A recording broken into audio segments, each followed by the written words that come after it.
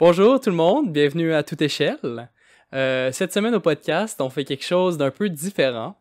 C'est la fête de Mathéus. Ah, voyons. Et comme par hasard, on a planifié de faire un épisode solo dans lequel Mathéus me présente un sujet que je ne connais pas encore. Alors présentement, je suis vraiment excité de savoir de quoi on va parler aujourd'hui. Alors de quoi on va parler aujourd'hui? Ah, tiens. C'est pas un sujet que tu ne connais pas. C'est juste pas de quoi qu'on va parler, là, mais je me suis rassuré que tu sais un peu, tu connais le sujet pour pas qu'on soit trop perdus tous les deux pendant qu'on parle.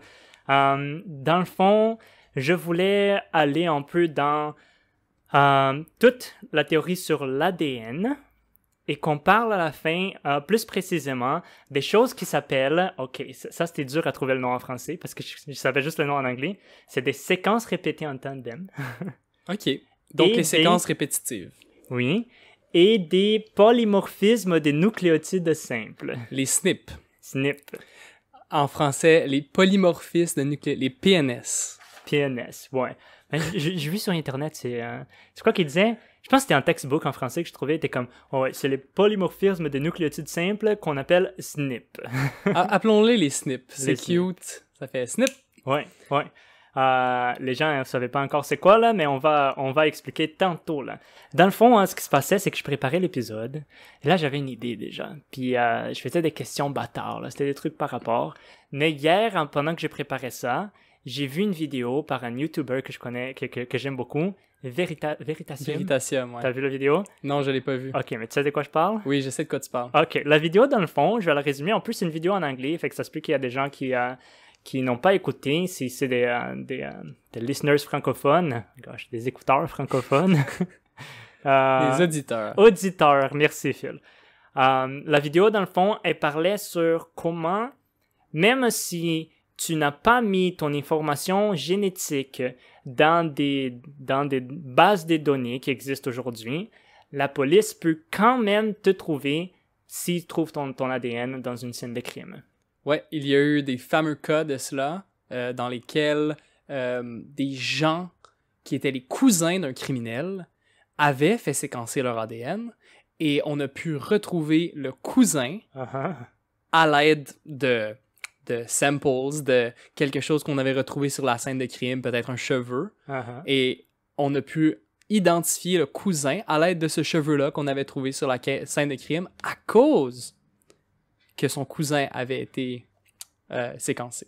Et pas le criminel, le cousin du criminel. Les cousins. Oh, mais t'as écouté la vidéo, là, c'est quoi? Non, cette histoire-là est fameuse maintenant. Ouais. C'est ça, c'est exactement de ça qu'il parle dans la vidéo. Mais avant qu'on rentre là-dedans, je pense qu'on peut commencer juste en parlant de l'ADN. C'est quoi l'ADN? Ah, on entend parler de l'ADN. L'ADN, c'est ça. L'ADN, c'est... il y a toute mon information, c'est ce qui fait qui je suis. Pourquoi qu'on... Phil, tu connais sûrement plus l'ADN que moi. Tu travailles avec des nucléotides. Hein? Pas d'ADN, mais tu connais bien. Est-ce que tu peux essayer de résumer vraiment c'est quoi l'ADN? OK. N'importe quoi dans la vie qui a une structure, par exemple les êtres vivants, par exemple la glace sur un lac, n'importe quoi qui a une structure distincte, qui est autre que chaotique, ça c'est dû à de l'information.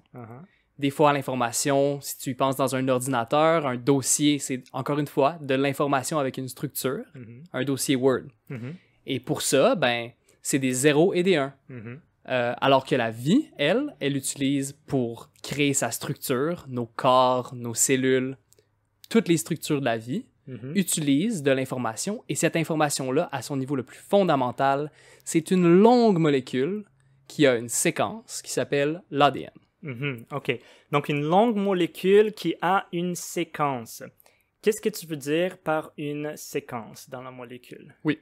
Quand on représente l'ADN, on va la représenter avec une séquence de lettres, right? A, T, G, C, G, A, T, T. Bref, une séquence de lettres qui représente A, T, G et C. C'est des représentations d'une petite partie de la longue molécule linéaire. Alors, si on s'imagine une longue ligne avec des A, des T, des G et des C, vous pouvez essayer de zoomer sur la ligne, et si on zoome sur le A suffisamment, on va voir une molécule qui a une forme... ça ressemble un peu à un hexagone, si je peux vous le dire, là.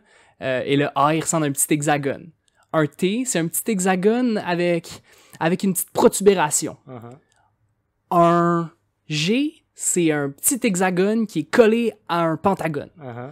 Bref, c'est des tout petites molécules qui sont faites environ d'une dizaine d'atomes, mais qui représentent de l'information, et on peut, somme toute, les représenter par une lettre. OK.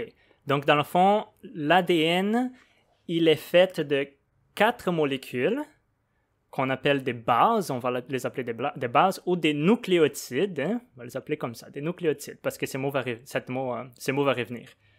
Et donc, ces 4 molécules, les 4 nucléotides, on les représente par des lettres, étant A, T, C ou G, et elles viennent toutes ensemble pour former une longue chaîne de lettres qui, à la fin, c'est l'ADN. Exactement. Et la séquence des lettres qu'on a dans l'ADN, c'est l'information que l'ADN contient. Exactement. OK, c'est cool. Hey, c'est difficile hein, d'expliquer tout ça. Ouais. Ça en fait beaucoup. Et je pense que je vais te poser la prochaine question. Vas-y. Là, OK, on a une grosse séquence d'ADN, mais comment on fait un tétard avec ça? Comment on fait une grenouille? Comment on passe...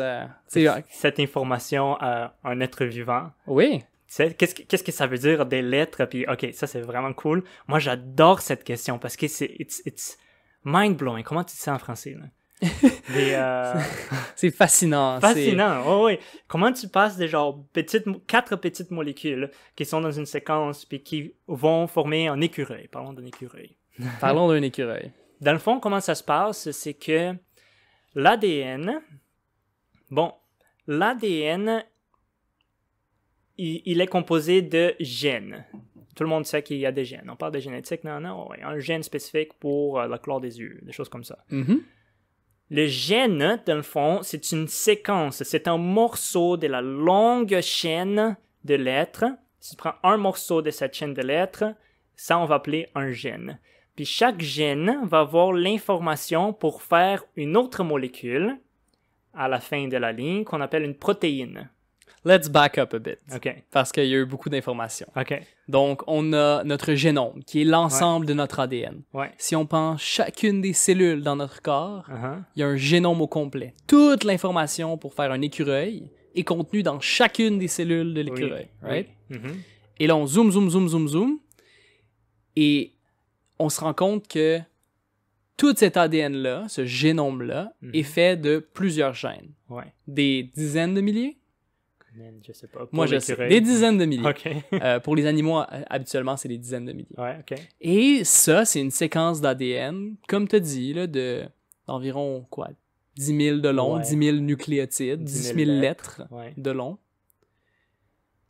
Et ça contient des instructions pour faire une protéine. Ouais. OK. On peut aller dans comment l'instruction pour faire une protéine, comment qu'on lit l'instruction, mais je pense pas qu'on va aller là-dedans. On va juste accepter que l'instruction, la séquence des lettres dans un gène, c'est l'instruction pour faire une protéine spécifique. Et il y a plein de protéines, c'est des molécules qui se ressemblent, qui sont toutes différentes dans les cellules, et toutes ces molécules, elles agissent ensemble pour former, en fin de compte, ce qu'on appelle un écureuil. Parfait. Donnons un exemple d'un gène, Mm-hmm. d'une protéine, et de ce que la protéine fait. Mm-hmm. OK. Donc, disons un gène... OK, j'en ai un. Vas-y. Donc, j'ai un gène qui s'appelle HMGB1. Oh boy. OK? On va l'appeler HMGB1 par son nom. OK? Uh-huh. Alors, l'instruction de HMGB1, c'est une séquence d'ADN d'environ, c'est ça, environ 10 000 nucléotides qui se trouvent à quelque part dans notre génome. Uh-huh. Et là, lorsque cette information-là est traduite, elle est traduite dans un autre langage, Uh-huh. du langage de l'ADN à le langage des protéines, Mm-hmm. et le gène HMGB1 devient la protéine HMGB1. Mm-hmm. Et cette protéine-là, HMGB1, c'est une molécule qui marque le dommage de toutes les cellules. Uh-huh. Donc, la cellule, donc HMGB1, habituellement, il est dans le noyau de la cellule. Uh-huh. Vous voyez, la cellule, c'est une grosse sphère, puis au milieu, il y a une autre petite sphère qui contient toute l'ADN, et HMGB1 reste dans la petite sphère au milieu de la cellule. Uh-huh. Si la cellule se rupture et qu'elle se détruit. C'est pas normal, Ouais. right? Il faut qu'il y ait quelque chose qui se passe. Mhm. Ben, HMGB1, il est là pour être dans le noyau, et quand la cellule est détruite, HMGB1 se retrouve à l'extérieur du noyau. Oui. Et là, il dit au système immunitaire, viens ici, il y a quelque chose qui va pas.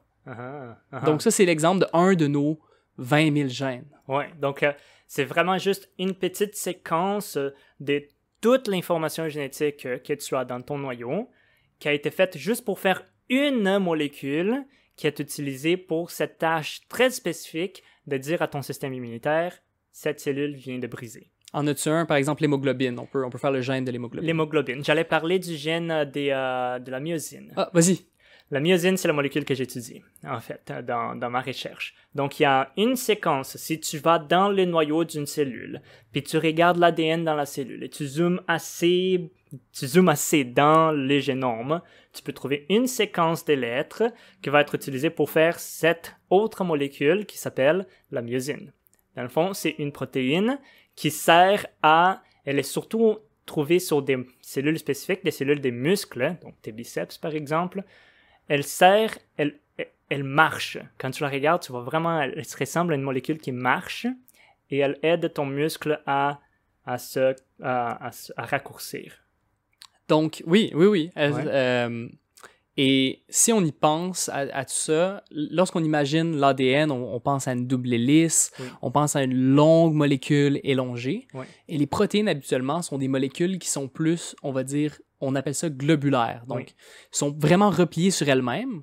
Et comme Mathéus l'a si bien dit, la myosine, elle est repliée sur elle-même pour ressembler à des jambes. Oui.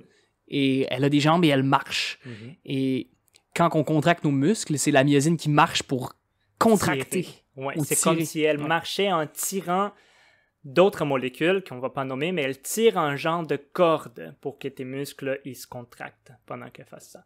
Très intéressant. Donc, juste un exemple d'une autre seule molécule qui a une tâche très spécifique dans les cellules. Donc ça, c'est deux gènes, HMGB1 qui marquent le dommage et la myosine qui tire dans les muscles. Mhm. Et avec suffisamment de gènes, on fait assez de protéines pour créer tout un écureuil. Mhm. Pour faire un écureuil à la fin.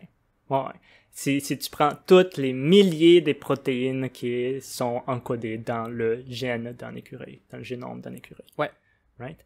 OK. Donc là, on a une bonne idée de c'est quoi l'ADN, c'est quoi un gène, puis à quoi ça sert. Ça sert à faire des molécules qui font des actions spécifiques. OK. Mais on entend souvent parler de « Ah, ils ont fait un test d'ADN pour trouver qui étaient les pères d'un enfant. C'est-tu lui le père? On va faire un test d'ADN. » C'est quoi l'affaire? Est-ce qu'ils prennent toutes les molécules, toute l'ADN du père et toute l'ADN de l'enfant et ils comparent les deux? Et après, ils voient s'ils se ressemblent beaucoup. OK, je pense qu'une information que les gens ont besoin de savoir lorsque on parle de tout ça, c'est combien il y a de lettres dans l'ADN d'un humain et combien ça coûte de séquencer tout cet ADN-là, historiquement, combien ça a coûté, toutes ces choses-là. Mais c'est un sujet vraiment intéressant. Non, mais c'est bon que tu amènes ça parce que c'est là que je voulais y aller. Ah! Je veux dire, les gens, ils pensent souvent qu'on compare l'ADN au complet, mais c'est pas ça, parce que ça coûte trop cher pour faire ça. Il y a environ 3 billions de lettres. 3 milliards. Milliards, pardon, billions en anglais. Ouais. 3 milliards de lettres dans les génomes humains. Et tu dois savoir ça mieux que moi, combien ça coûte environ pour encoder, disons, 1000 lettres?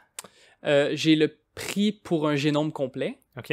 Le premier génome complet, qui a été séquencé en 2000, 2000, ouais. a coûté 3 milliards pour 3 milliards. $1 par lettre. $1 par lettre. Beaucoup d'argent. Donc, ça, c'était une personne.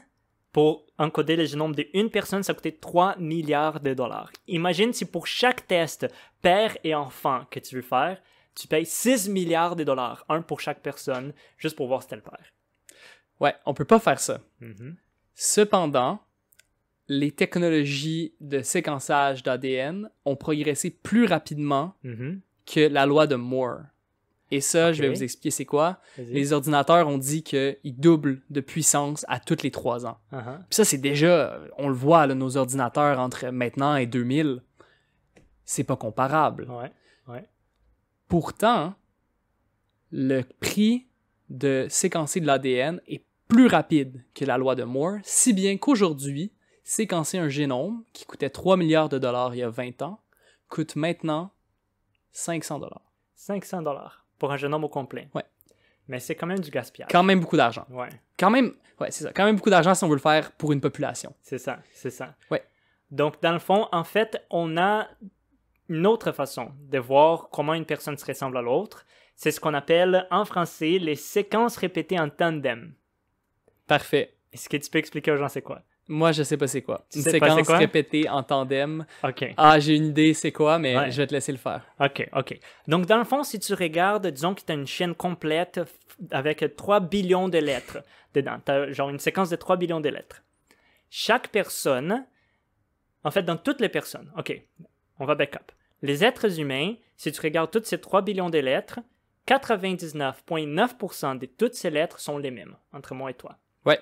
On va comparer. Donc, c'est environ, 3 millions de lettres de différence entre moi et toi. Ouais. Et donc, mais il y a des séquences très spécifiques dans ces 3 billions de lettres qu'il y a dans mon génome qui se répètent une après l'autre. Donc, disons, si tu vas dans la position 3000, donc la 3 millième lettre de mon génome, c'est un A, ensuite un T, ensuite un G. ATG.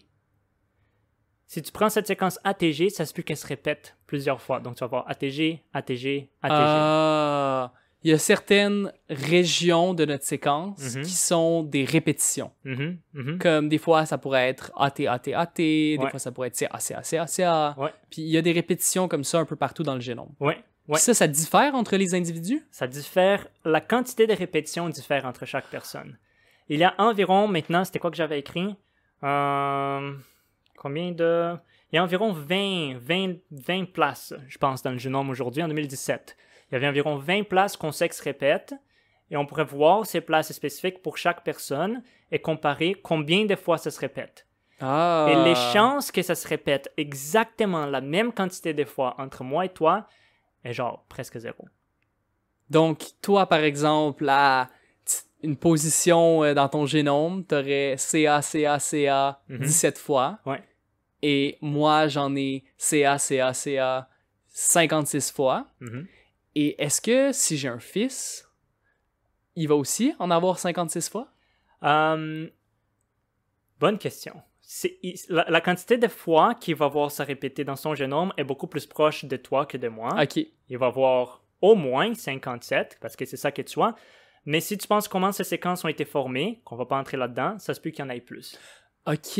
Donc, c'est vraiment un fingerprint, une empreinte digitale presque d'un individu, le nombre de répétitions qu'il y en a. Donc, si tu vas dans une scène d'un crime et que tu prends un sample d'ADN de quelqu'un dans la scène du crime et que tu prends un cheveu de la même personne ou de la salive de la même personne et tu compares les deux ADN, t'as pas besoin de faire toute l'ADN parce qu'on sait où dans l'ADN s'est trouvé ces positions qui se répètent et on fait juste compter combien de fois ça a répété. Si ça donne le même chiffre, c'est 100% sûr que c'est la même personne. C'est comme un numéro d'identification personnelle. Ouais. On a 20 places spécifiques qui a un nombre de répétitions qui réarrivent jamais dans la population. Donc, on peut facilement retracer quelqu'un. Très, très élégiant. Exactement. Un numéro d'identification personnelle. Et ça coûterait 500$ juste pour tester, si on voulait faire tout le génome. Ouais. Mais séquencer 20 répétitions, ça doit coûter des sous. Oui, on n'a pas besoin de séquencer les génomes au complet. Donc, si on sait le génome il est censé d'avoir l'air adéquat entre les répétitions, on a des techniques pour aller et séquencer juste cette place-là et voir combien de répétitions on va avoir. Wow! Ouais, donc c'est vraiment moins cher, vraiment plus vite. Ça doit prendre moins d'une journée là, pour avoir le résultat. Tu sais, c'est vraiment, vraiment vite. OK. Est-ce qu'on veut résumer, pendant que tu regardes tes notes, je peux résumer ce qu'on a parlé jusqu'à maintenant? Ouais. Je me demandais, on est à combien de temps? On est à 20 minutes. 20 minutes, OK. Je me demandais si tu veux les breaks quand même, entre plusieurs épisodes. C'est l'épisode 1? On peut faire épisode 1, 2, 3, non, parce que là, ça devient long. Fait que si on a plusieurs j'aime ça. On peut... OK, on va finir le premier épisode. J'espère que vous avez aimé cet épisode sur les Comment t'appelles ça, les répétitions? Les séquences répétées en tandem. Alors, cet épisode était sur comment identifier un individu à l'aide des séquences répétées en tandem. On a parlé de ce qu'était l'ADN, cette longue molécule qui donne l'information pour former n'importe quel être vivant. On a parlé des produits que l'ADN fait, des protéines que l'ADN fait. Et on a parlé de séquencer l'ADN de quelqu'un et de comment on pouvait rendre ça plus cost-efficient, plus cheap, en seulement séquençant les séquences répétitives de l'ADN. C'était à toute échelle pour cette semaine et on se revoit pour le prochain épisode de cette mini-série sur l'ADN. L'ADN, dans 2 semaines. Bye bye. Bye bye!